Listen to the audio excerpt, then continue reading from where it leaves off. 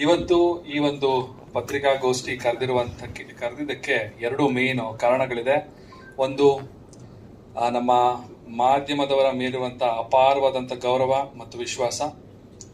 ಎರಡನೆಯದು, ಸರಿಯಾದ ವಿಷಯನ ಸರಿಯಾದ ಮಾಧ್ಯಮದ ಮುಖಾಂತರ ನಮ್ಮ ಕರ್ನಾಟಕದ ಜನತೆಗೆ ತಲುಪಿಸುವಂಥ ಒಂದು ಪ್ರಯತ್ನನ ಮಾಡೋಣ ಅಂತ ಇವತ್ತು ನಾನು ಮತ್ತು ನಿವೇದಿತ ಇಬ್ಬರು ಕೂಡ ಇಲ್ಲಿ ಬಂದಿದ್ದೀವಿ. ಇದಕ್ಕೆ ನಮ್ಮ ಮಾಧ್ಯಮದವರ ಸಂಪೂರ್ಣ ಸಪೋರ್ಟ್ ನಮ್ಮ ಮೇಲೆ ಇರುತ್ತೆ ಅಂತ ಭಾವಿಸಿದ್ದೀನಿ. ಇದೇ ತಿಂಗಳು ನಾನು ಮತ್ತು ನಿವೇದಿತ ಅರ್ಜಿನ ಸಲ್ಲಿಸಿದ್ವಿ. 7ನೇ ಕಾನೂನಾತ್ಮಕವಾಗಿ ಏನು ಪ್ರೊಸೀಜರ್ಸ್ನ ಫಾಲೋ ಮಾಡಬೇಕಾಗಿತ್ತು ಆ ಪ್ರೊಸೀಜರ್ಸ್ನೆಲ್ಲ ಫಾಲೋ ಮಾಡಿದ್ವಿ.